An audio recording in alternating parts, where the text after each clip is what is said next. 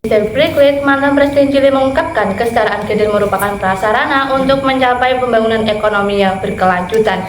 Assalamualaikum warahmatullahi wabarakatuh. Yang terhormat Dewan Juri yang arif serta bijaksana, serta rekan pemikir kami dari tim pro dan juga tim kontra. Perkenalkan kami dari tim Justisia, saya Quratul Aini Salmastaria selaku penjara pertama, dan rekan saya Muhammad Jawarul Maknun selaku penjara kedua, serta rekan saya Enis Jawati selaku pembicara ketiga. Kami secara tegas dan lugas mendukung mosi perdebatan. Dewan Juri yang terhormat, kesetaraan gender merupakan kesamaan kondisi antara laki-laki dan juga perempuan dalam peroleh hak, kesempatan, dan juga tanggung jawab. Dalam konteks pembangunan ekonomi yang berkelanjutan, kesetaraan gender menjadi kunci untuk memastikan pemenuhan kebutuhan generasi saat ini terpenuhi tanpa mengurangi sumber daya untuk generasi mendatang.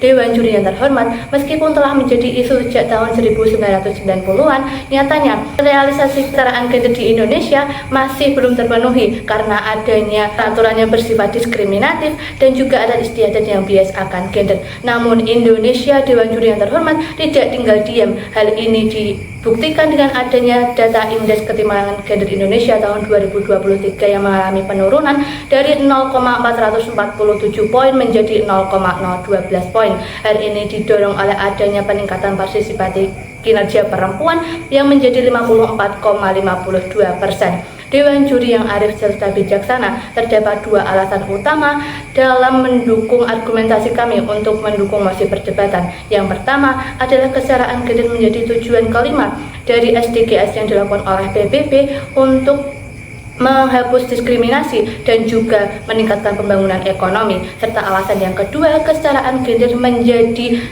kunci untuk meningkatkan produktivitas individu, organisasi, masyarakat, dan juga perusahaan. Sehingga apabila SDM dimanfaatkan secara maksimal, maka pertumbuhan ekonomi yang berkelanjutan akan dapat dilaksanakan secara sempurna. Dewan Juri yang arif dan bijaksana melanjutkan argumentasi yang telah disampaikan oleh pembicara yang pertama, yakni menurut argumen yang telah disampaikan oleh pembicara yang pertama bahwasanya tingkat kesetaraan gender di Indonesia pun sangat menurun. Partisipasi perempuan di dunia kerja hanya sekitar 55% saja dibandingkan pria sebesar 83%, dengan kesenjangan gaji sebesar 23%. Hal ini tentunya menunjukkan pentingnya kesetaraan gender untuk mewujudkan tujuan kelima SDGs, bukan hanya untuk keadilan, tapi juga untuk mendorong pertumbuhan ekonomi yang berkelanjutan. Dewan Juri yang arif dan bijaksana, kesetaraan gender dicapai ketika tidak ada diskriminasi antara pria dan wanita, sehingga perempuan memiliki kesempatan untuk berpartisipasi dalam pembangunan ekonomi secara global. Undang-Undang Dasar 1945 Pasal 27 Ayat 1 Konstitusi 1945 menetapkan bahwa semua warga Indonesia memiliki hak atau posisi yang sama di hadapan hukum dan pemerintahan tanpa terkecuali. Dewan Juri yang terhormat, Indonesia telah meratifikasi konvensi tentang penghapusan segala bentuk diskriminasi terhadap perempuan melalui Undang-Undang Nomor 7 Tahun 1984 yang mewajibkan negara melindungi hak perempuan dan menghapus diskriminasi gender di semua sektor.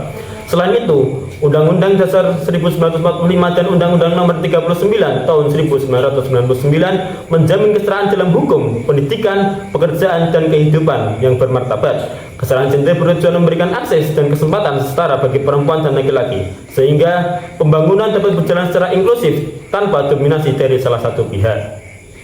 Lex semper debit remedium, hukum akan selalu memberikan obat. Hukum bukanlah penghambat, tapi hukum harus menjadi solusi karena sejatinya hukum adalah obat. Dewan Juri yang arif dan terpelajar serta seluruh insan yuridis yang berbahagia, saya Enis Jawati akan melanjutkan argumentasi yang telah dipaparkan oleh pembicara satu dan pembicara yang kedua.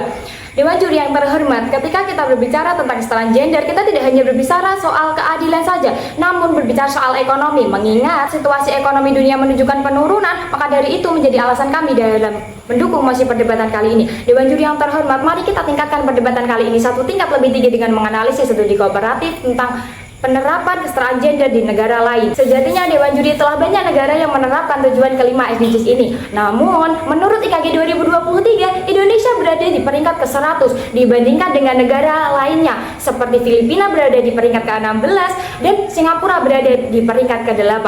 Kendala kesetaraan gender di Indonesia tercermin dalam perspektif masyarakat bahwasanya yang berkewajiban untuk mencari nafkah adalah pria saja. Menurut Menteri Keuangan Sri Mulyani mengatakan bahwa kesetaraan gender dapat berkontribusi dalam perekonomian global apabila perekonomian memberikan kesempatan kepada perempuan untuk berpartisipasi. Saat ini Dewan Juri, pemerintah telah melaksanakan langkah-langkah untuk mengatasi masalah ini melalui Impres nomor 9. Presiden telah menginstruksikan untuk melakukan pengutamaan gender kepada seluruh wilayah Indonesia. Dan United States Agency for International Development telah menyatakan bahwa kondisi ini telah diberikan kesempatan bagi perempuan maupun laki-laki untuk menikmati kesetaraan gender tersebut. Dewan Juri yang terhormat, berdasarkan argumentasi yang telah kami paparkan, jelas bahwasanya kesetaraan gender bukan hanya tentang keadilan, tetapi merupakan kunci dalam pertumbuhan ekonomi yang berkelanjutan. Namun Dewan Juri perlu digarisbawahi bahwa adanya kesetaraan gender bukan untuk menempatkan perempuan di atas laki-laki, tetapi untuk memastikan kesetaraan antara keduanya, sehingga aspirasi laki-laki dan juga perempuan dapat bernilai sama dalam setiap kebijakan. Buah mangga, buah durian, dibawa pulang membawa peti. Kesetaraan gender adalah tujuan demi masa depan bangsa yang berarti. Dewan Juri yang terhormat, mari kita bersama-sama mendukung mosi perdebatan ini demi terwujudnya pertumbuhan ekonomi yang inklusif dan berkelanjutan. Sekian argumentasi yang dapat kami paparkan. Wassalamualaikum warahmatullahi wabarakatuh.